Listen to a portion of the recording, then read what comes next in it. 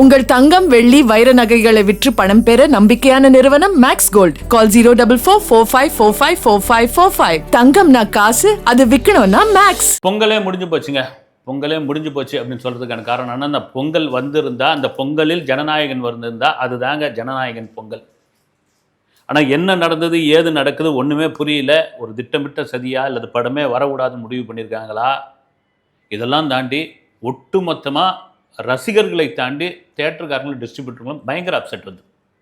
இந்த பொங்கலுக்கு வந்து பராசக்தி வந்தது, அப்புறம் வந்து வாத்தியார், அப்புறம் டிடிடி வந்திருந்தது. ஓகே, இதெல்லாம் தாண்டி ஜனநாயகன் வந்திருந்தால் எப்படியாப்பட்ட ஒரு கலெக்ஷன் அள்ளியிருக்கும். தியேட்டரு திருவிழா கோலமாக மாறி இருக்கும். அங்கங்கே இப்போது சென்னை மாதிரியான, கோயம்புத்தூர், மதுரை மாதிரியான ஒரு பெருநகரங்களில் வந்து சுற்றுலா போகிறதுக்கு நிறைய இடங்கள் இருக்குது வந்து. நீங்கள் மற்றபடி பார்த்தீங்கன்னா ஒரு டவுன், ஒரு கிராமம் பகுதியெல்லாம் என்ன பொங்கலுக்குன்னா என்னன்னுவாங்க, சினிமாவுக்காரன் தான் ஆசைப்படுவாங்க. அதுவும் ஒரு பெரிய ஹீரோ படம், விஜய் படம் மாதிரி ஒரு படம் இருந்ததுன்னா ஃபேமிலியோடு கிளம்பலாம் வாங்க. இதில் ரொம்ப முக்கியமான ஒரு விஷயம், ரிப்பீட் ஆடியன்ஸு. அவன் போகிக்கும் பார்ப்பான், பெரும்பொங்கலுக்கு பார்ப்பான், மாட்டு பொங்கலுக்கு பார்ப்பான், காணும் பொங்கலுக்கு பார்ப்பான், இன்றைக்கி ஞாயிற்றுக்கிழமை இன்றைக்கும் பார்ப்பான்.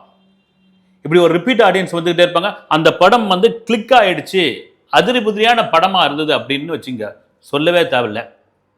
சரி, என்னதான்பா பிரச்சனை? நாளை மறுநாள் சென்னை ஹைகோர்ட்டுக்கு அந்த கேஸ் வருது.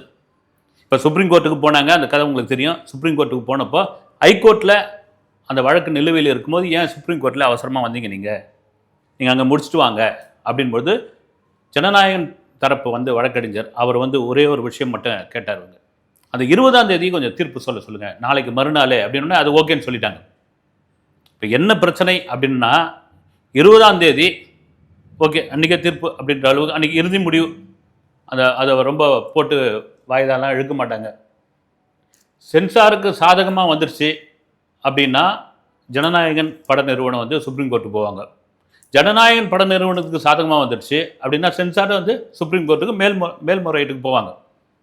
இப்போ என்னதான்பா இதில் பிரச்சனை? என்ன அப்படி வந்து இந்த படத்தில் அப்படி என்ன ஜனநாயகத்துக்கு எதிரான காட்சிகள் இருக்குது, இந்திய இறையாண்மைக்கு எதிரான என்ன வந்து வசனங்கள் இருக்குது, என்ன காட்சிகள் இருக்குது, ஒன்றுமே புரியல வந்து.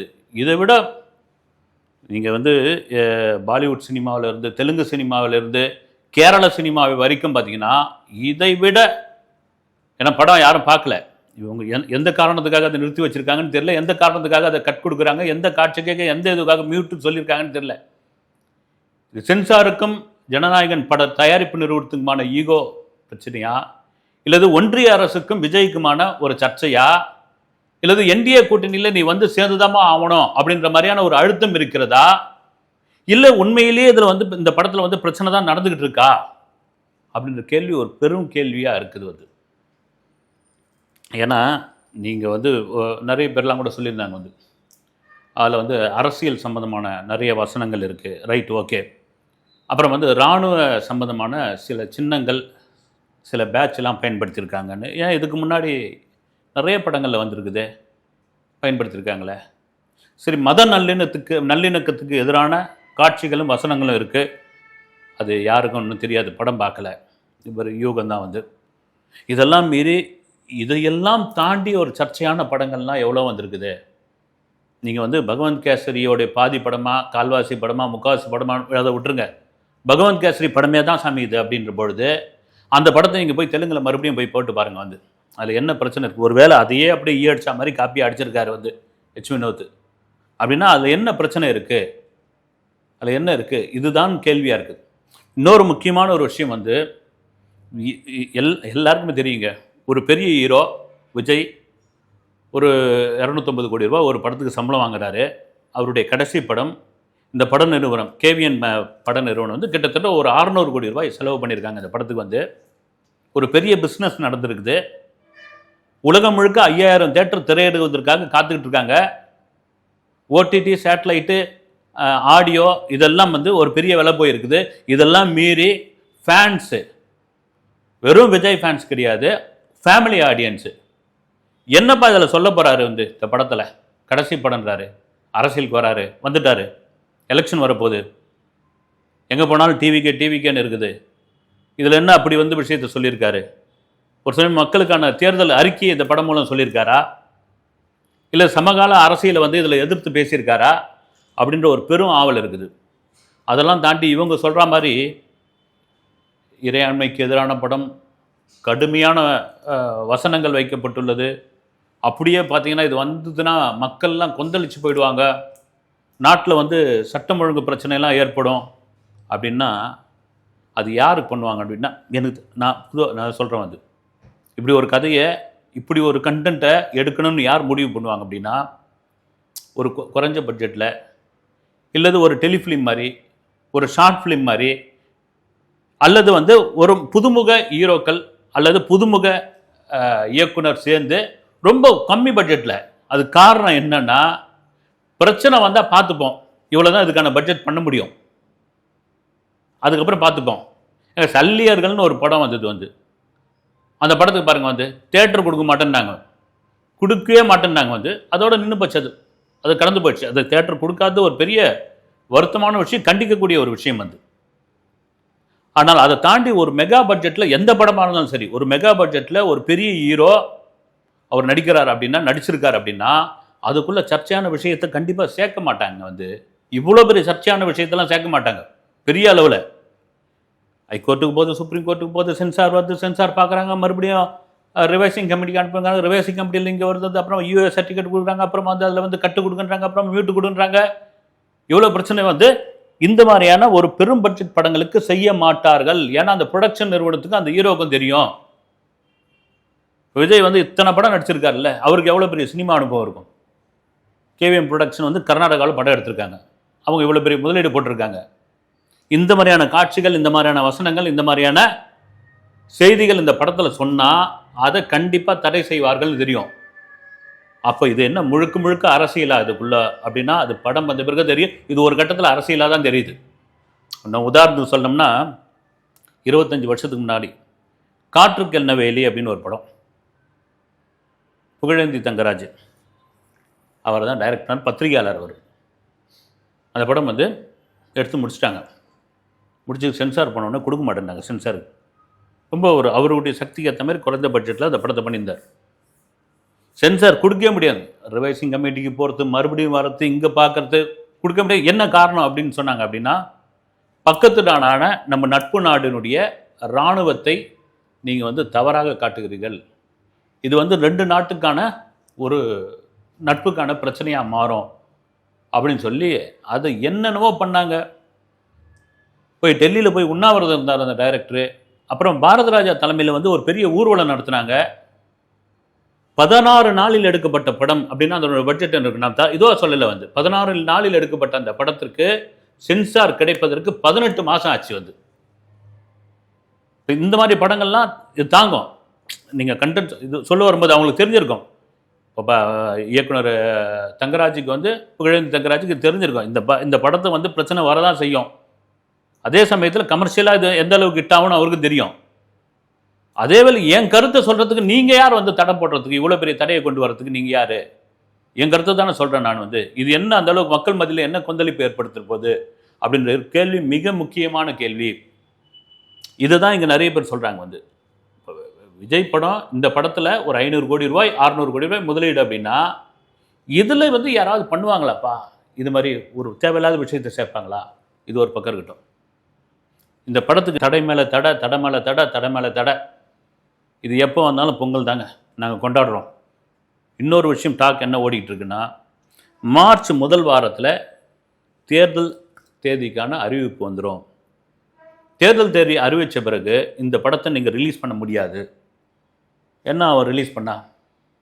எல்லா கட்சியும் ஒன்றா சேருவாங்க, எல்லா கட்சியும் ஒன்றா சேருவாங்க, எல்லா கட்சியும் ஆட்சேபிப்பாங்க. இதில் வந்து விஜய் வந்து அவர் கட்சியை பற்றி புகழ்ந்து பேசியிருக்காரு. அந்த ஒரு ஓரத்து சீனில் வந்து தாவேகா கொடி தெரியுது. அப்புறமா எங்களுக்கு எதிரான வசனங்களை உள்ளே வச்சுருக்காரு. இது வந்து தேர்தல் பரப்புரைக்கான ஒரு முக்கிய படமாக இருக்குது. இது வந்து விஜய்ன்ற ஒரு தலைவருடைய புகழ் பாடக்கூடிய ஒரு படமாக இருக்குது. இதை நான் வந்து நீங்கள் வந்து நிப்பாட்டணும், இதை வந்து விடக்கூடாது. இதுக்கு தான் இவங்க இழுத்து போகிறாங்களா அப்படின்ற ஒரு கேள்வியும் இருக்குது. அதே வேளையில் இது எங்கப்பா? சரி, விஜய்க்கு ஒரு பலமான அரசியல் அழுத்தம் இருக்கிறது, அதில் அப்பட்டமாக தெரியுது. அரசியல் அழுத்தம் இருக்குது. நீ வரையா வரலையா, உனக்கு செக்கு இங்கே தான். இங்கே தான் வச்சு நாங்கள் இது பண்ணுறோம். இன்னொரு விஷயம் ரொம்ப சர்வசாதாரணமாக நான் பார்த்த ஒரு விஷயந்தான் வந்து, ஒரு ஒரு தெருவில் நின்று ஒருத்தர் பேசிகிட்டு இருக்கார் வந்து, இது நடந்த உண்மை. ஏன்பா அவர் படத்தை போய் பிரச்சனை பண்ணுறீங்க? ஒரு படம் தானே, வந்துட்டு போட்டோமே அது, அதில் ஏன் வந்து நீங்கள் வந்து பிரச்சனை பண்ணுறீங்க? அதை ஏன் தடுக்கிறீங்க? அந்த நபர் அரசியலுக்கு வரது உங்களுக்கு பிடிக்கலையா? அரசியல் வந்து அரசியலாக பாருங்கள். இதை ஒருத்தர் பேசிக்கிட்டு இருக்காரு வந்து, அரசியலாக பாருங்கள், சினிமாவை பாருங்கள். இது அப்பட்டமாக தெரியுது. விஜய் வந்து இவ்வளோ பெரிய கூட்டத்தை காமிக்கிறாரு, இவ்வளோ பெரிய எழுச்சி காமிக்கிறாருன்றதுக்காக அவர் படத்தை போட்டு முடக்கிறீங்க. அதை எப்படியாவது வந்தால் முதல் நாள் பார்த்துடணும் அப்படின்னு ஒரு சாமானியர் ஒருத்தர், அவர் வந்து சினிமா பார்ப்பாரா பார்க்கலையான்னு கூட தெரியல வந்து, அவர் பேசுகிற பேச்சு. இது என்ன ஆகுதுன்னா, நான் திரும்ப சொல்லும்பொழுது, இந்த படத்திற்கான எதிர்பார்ப்பை பல மடங்கு கூட்டி விட்டீர்கள். சொல்லுவாங்கல்ல, எப்பா ஒரு சாதாரணமாக வந்து இந்த படம் வந்து ஒரு 500 கோடி ரூபாய் கலெக்ஷன் பண்ண வேண்டிய படத்தை வந்து 1500 ரூபாய் கலெக்ஷனுக்கு வந்து கொண்டு வந்து விட்டீங்களப்பா அப்படின்ற சம்பவங்கள்லாம் நடந்திருக்கு.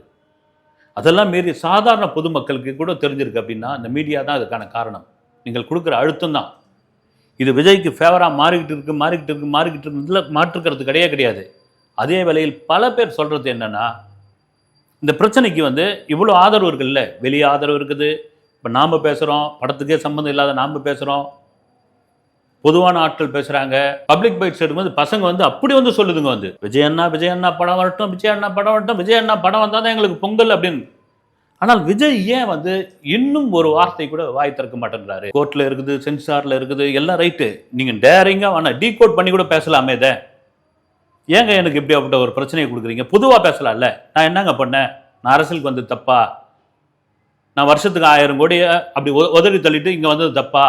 நான் வந்து மக்கள் பணி செய்யக்கூடாதா? நான் 4 பேருக்கு நல்லது செய்யக்கூடாதா? இந்த ஜனநாயக நாட்டில் நான் அரசியல் பண்ணக்கூடாதா? நான் அரசியல் தலைவராக வரக்கூடாதா? 2026 தேர்தலில் எங்கள் கட்சி நிற்கக்கூடாதா? இதுக்கு போட்டு ஏன் இந்த மாதிரியான ஒரு அழுத்தத்தை, நீங்கள் பேரே சொல்லணும், இந்த மாதிரியான அழுத்தத்தை நீங்கள் ஏன் கொடுக்குறீங்க அப்படின்னு ஒரு வீடியோ பேசலாமேன்ற. உங்களுக்காக யாரோ பேசுகிறார்கள், சாமானியர்கள் பேசுகிறார்கள், சம்பந்தம் இல்லாதவர் பேசுகிறாங்க. 600 கோடி ரூபாய் முதலீட்டு போட்ட அந்த பட தயாரிப்பு நிறுவனம் சார்ந்தவங்க கூட பேசல. அது காரணம் வந்து விஜய் மீது வைத்திருக்கிற அன்பு தான், விஜய்க்கு கிடைத்திருக்கிற அந்த பேராதரவு தான். நேற்று ஒரு காணொலி பார்த்தேன் வந்து, கேரளா பாலக்காட்டில் விஜய்க்கு ஆதரவாக ஒரு மௌன ஊர்வலம். அவ்வளோ மலையாள ரசிகைகள் வந்து அவ்வளோ பேர் வந்து ரொம்ப அமைதியாக பேனர் கட்டி, மலையாளம் தான் கட்டியிருக்காங்க, பேனர் கட்டி போயிட்டுருக்காங்க. அவங்களுக்கு தகுந்த போலீஸ் பாதுகாப்பு கொடுத்து இது பண்ணுறாங்க. என்ன காரணம்? அங்கே இருக்கிறவங்ககிட்டலாம் வந்து சில சேனல்கள் பைட்ஸ் எடுத்திருக்காங்க. விஜய் அண்ணா வரட்டுமே, அவங்க சொல்கிறதுக்கு ஏன் கேரளாவில் பாருங்கள், வரட்டுமே, வந்தால் மக்களுக்கு நல்லது பண்ணுவார் இல்லை, வரட்டும், அவருடைய கடைசி படம், அந்த படத்தை பார்க்குறதுக்கு நாங்கள் ஆவலாக இருக்கிறோம்.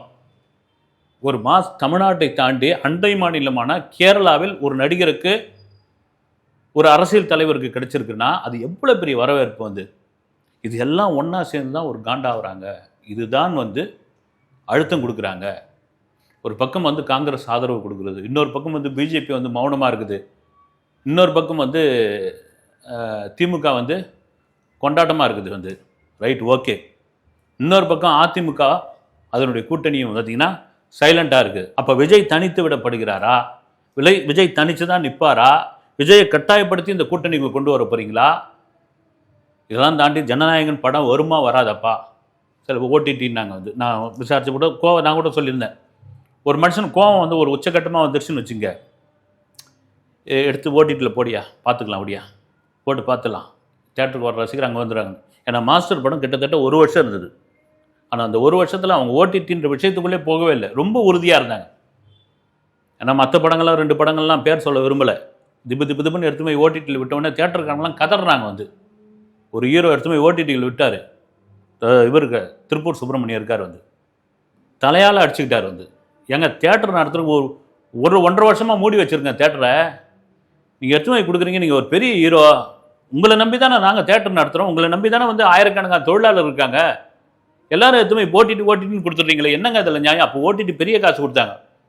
ஆனால் மாஸ்டர் படத்திற்கு விஜய் கடைசி வரைக்கும் நின்னது என்னென்னா, இந்த படத்தில் தேட்டர் தான் ரிலீஸ் பண்ணி தருவேன்னு. அப்படி அந்த படம் தேட்டருக்கு வரப்போதுன்னு தெரிஞ்ச உடனே பல பேர் பல விமர்சனம்லாம் சொன்னாங்க. ஒரு சீட்டு விட்டு ஒரு சீட்டு தள்ளி உக்காரணும், கையில் வந்து கிருமிநாசினி தடவிக்கிட்டு இருக்கணும், மாஸ்க் இருந்தால் தான் உள்ளே அனுப்புவாங்க. இதை தாண்டி உள்ள ஏசி ரூமுக்குள்ளே போயிட்டீங்கன்னு வச்சுங்க, அவ்வளோதான் நீங்கள் அப்படின்ற மாதிரியான எதிர்வினைகளான இதெல்லாம் பரப்புனாங்க. ஆனால் அந்த படம் சூப்பர் டூப்பர் ஹிட் ஆச்சு. குறிப்பாக தியேட்டருக்காரர்களும் விநியோகஸ்தர்களுடைய வயிற்றில் பாலை வாத்துது. இத்தனை மாதம் நாங்கள் மூடி கிடந்த தியேட்டரு, இப்படி ஒரு கும்பல், இப்படி ஒரு கூட்டம், விஜய்க்கு ஒரு பெரிய வாழ்த்துன்னு சொல்லியிருந்தாங்க. அதே விஷயம்தான் இப்போ விஜய் உறுதியாக இருக்கிறாருன்னு நமக்கு கிடைத்த தகவல் என்னென்னா, இது எலெக்ஷனுக்கு முன்னே இல்லை, எலெக்ஷனுக்கு அப்புறம், தேர்தல் முடிஞ்ச பிறகு ஒரு சமயம் 2026 இறுதியில் எப்போ வந்தாலும் இந்த படத்தை நான் தேட்டரில் தான் ரிலீஸ் பண்ணுவேன், பார்த்துடலாம், அது ஒரு கை பார்த்துடலாம் அப்படின்ட்டு ரொம்ப உறுதியாக இருக்கிறாரு. காரணம் என்னென்னா, இந்த படத்தில் அவ்வளோ பெரிய வியாபாரம் நடந்திருக்க தாண்டி இந்த படத்தின் மீதான எதிர்பார்ப்பு, ஒரு தியேட்டர் கொண்டாட்டம். இப்போ பாருங்கள், இந்த பொங்கலுக்கு வந்து பாவாத்தியார், ஒரு என்ன சொல்கிறது, அதை லிஸ்ட்லேயே விட்டுங்க, டிடிடி இப்போ வந்ததுலேயே வந்து பொங்கல் ரசிகர்களை காப்பாற்றின படம் அதுதான். ஆனால் என்னென்னா, பல தேட்டர் ஸ்க்ரீன்ஸ் முழுக்க அதுதான், கிட்டத்தட்ட 3/4 ஸ்க்ரீன்ஸ் அதுதான். ஆனால் எதிர்பார்த்த கலெக்ஷன் இல்லை அப்படின்ற மாதிரியான ஒரு டாக் இருக்குது, கொஞ்சம் கம்மியாக இருக்குது. இருந்தாலும் பரவாயில்ல, ஒரு நல்ல படம், ஒரு ஃபேமிலியோடு உட்காந்து பார்க்குற படம். இதெல்லாம் மீறி இந்த பொங்கலுக்கு விஜய் படம் வந்திருந்தா ஒரு 9ஆம் தேதியிலேருந்து ஆரம்பித்து இன்றைக்கி என்ன தேதி வந்து 18, எப்படி இருந்திருக்கும் வந்து தேட்டரு, எவ்வளோ பெரிய வசூலை கொடுத்துருக்கோம் ஒவ்வொரு நாளும் வந்து. நான் நிச்சயமாக சொல்கிறேன், 9ஆம் தேதி இந்த படம் வந்திருந்து இன்னைக்கு தாண்டி இந்த படம் 1000 கோடி அடிச்சிருக்குங்க. அதை அடிக்கக்கூடாதுன்னு ஒரு விஷயமும் அரசியலும் இதெல்லாம் தாண்டி விஜய் மீது உள்ள கடுப்பும் விஜய் மீது உள்ள காழ்ப்புணர்ச்சியும் தான் இந்த அளவுக்கு கொண்டு வந்திருக்கிறது. நாளைக்கு மறுநாள் தெரிஞ்சு போயிடும். எதுவாக இருந்தாலும் சரி, நல்ல படைப்பு அது வந்தே தீரும், அதை மக்கள் கொண்டாடியே தீர்வார்கள் என்பதிலே ஜனநாயகனுக்கு எந்தவித மாற்று கருத்தும் இல்லை. அடுத்த வீடியோவில் சந்திக்கிறேன். நன்றி.